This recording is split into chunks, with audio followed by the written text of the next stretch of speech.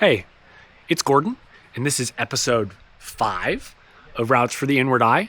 Today we are back out in Dufur, Oregon, going to be running the Summit Ridge route today. It's low 60s, it was raining all night, so we'll see what conditions look like, but it is shaping up to be an absolutely gorgeous day. Let's get into it. What makes a beautiful bike ride? Is it the time you spend with your friends? Is it the scenery? Or maybe it's finally getting to use all that gear you were so excited about all winter. Maybe it's some kind of perfect mix of all three.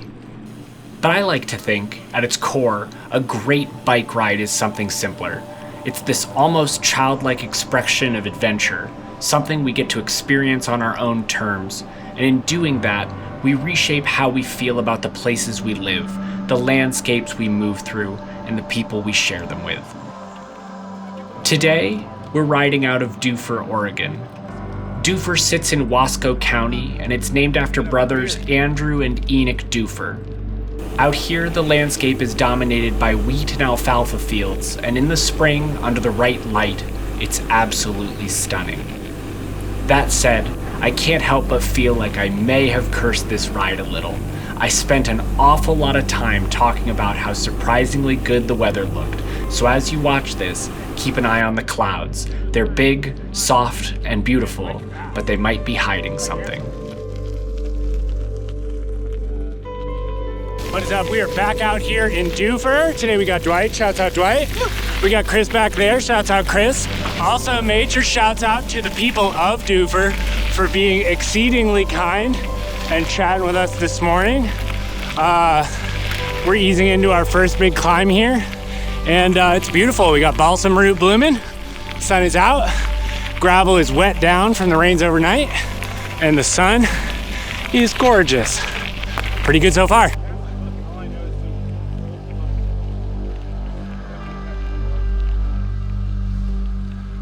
The gravel out here in Wasco County is incredible.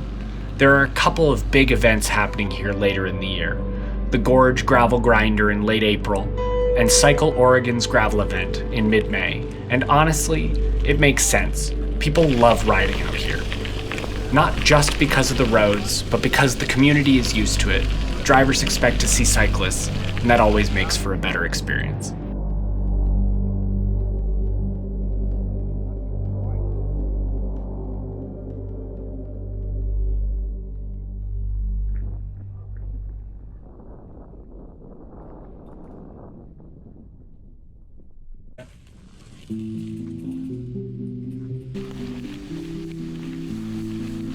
This road was about 40% roads that I'd ridden earlier this year, and about 60% new terrain. But even the familiar sections felt different.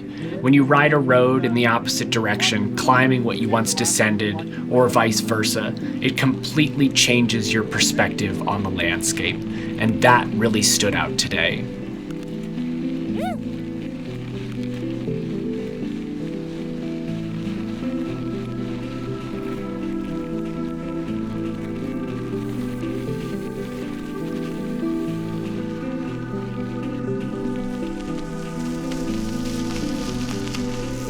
So, we're barely into this ride route here at this vista.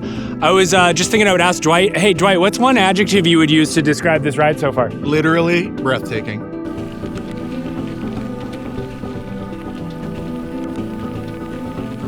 Coming down one of these hills, we hit a stream crossing I'd ridden about a month ago. In that short time, it had changed a lot. Way more rideable now. I could see a bit of ground through the water, so I figured why not carry some speed into it. And yeah, it was fun. A little splash, a little cooling off in the sun. No complaints.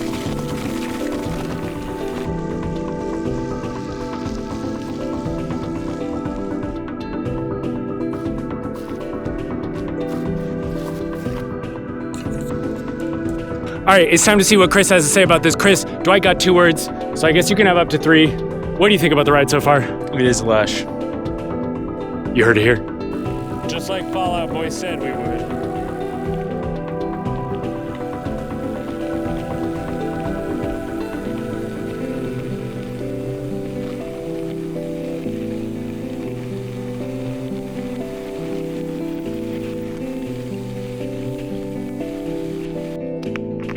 Checking out Dwight's new shoes. So now we're out here on Rentham Market Road. Just saw a big group of other cyclists. If that was you, I guess comment. They seem pretty friendly. Beautiful day for it. We really thought it was gonna rain today, and all week long it said it was gonna rain. But look at it now. It's so nice.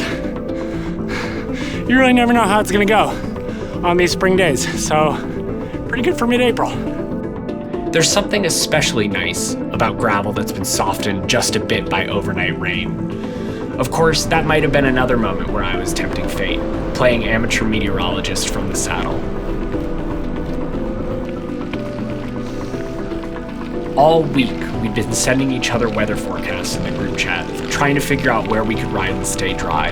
That morning, it looked like rain would taper off around 9 a.m., with winds picking up later in the afternoon. We figured we'd be done well before then. But, as you can well expect, elevation has a way of slowing things down. So instead of finishing early, we were still grinding away deep into the afternoon, just as the wind started to build.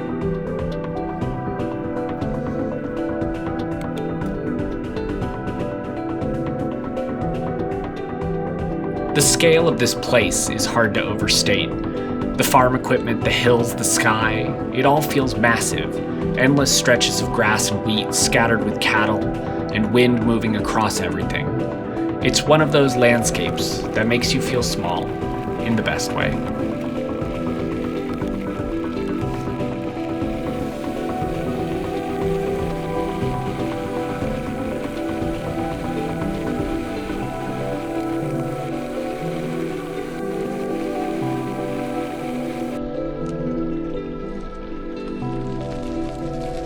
Somewhere along the way, Chris pulled out these excellent snacks, and I, of course, brought the classic pocket sweet potato.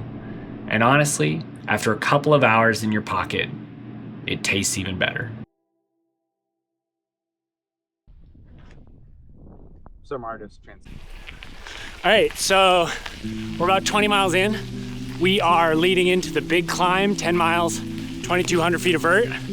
We just ate a bunch of strange candies, so we'll see how this strategy plays out.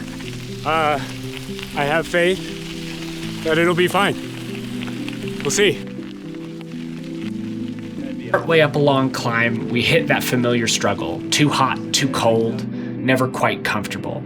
We were constantly adding and removing layers, trying to stay ahead of the sun and avoid getting completely roasted.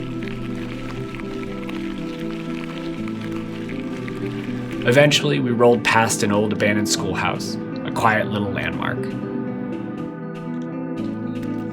Spork. Swift. Jerk. Sweat. From there, things smoothed out. The road stayed in good condition, no real washboard, no major potholes. Wasco County does an amazing job maintaining these routes, especially considering how little traffic they see.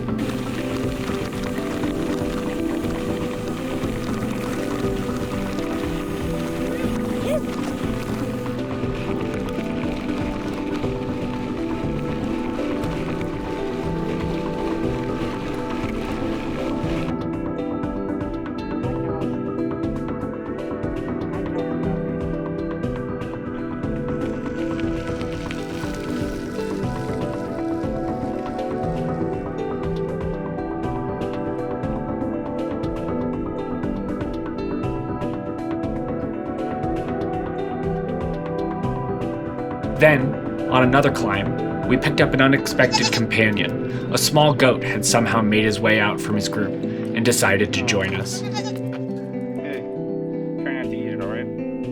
Kind of like a leader of people. Sheep or goats or whatever. Oh man.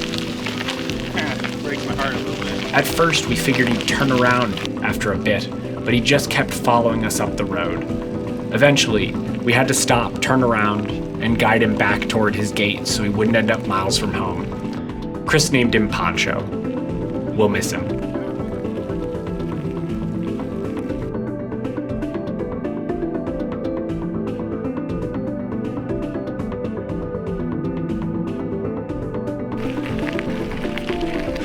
So we've still got 4.5 miles on this ride, this climb, way more than that on the ride. And it's a little bit solemn because we had to return that goat.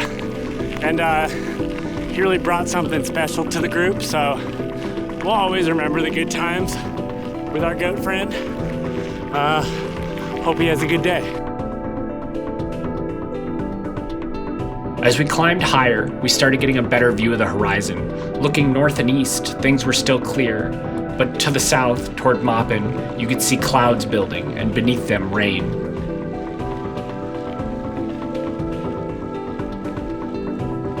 From where we stood, it looked about 10 to 15 miles away. But when you're that exposed, high on a ridge, even distant weather feels a little too close. So we made the call to reroute.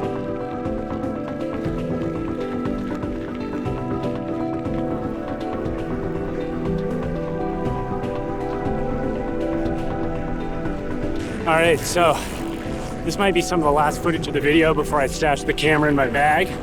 We got some weather coming in south to north, blowing over Maupin right now. Looks pretty gnarly. So we're gonna reroute, try to get back to town a couple miles faster, see if we can get low and beat some of this precip. But either way, I think we're gonna get a little wet. So making a little game change on the fly. See how it goes. All right, we have rerouted onto Easton Market Road to avoid that weather over there, which was looking pretty gnarly, and I feel a lot better that we're down off the top of that ridge. Chris and I are blasting down it. Easton has turned out to be a pretty sick descent. And we're about 8 miles out of Dufur. Just a great reminder to always have a backup plan, be prepared, and don't take unnecessary risks.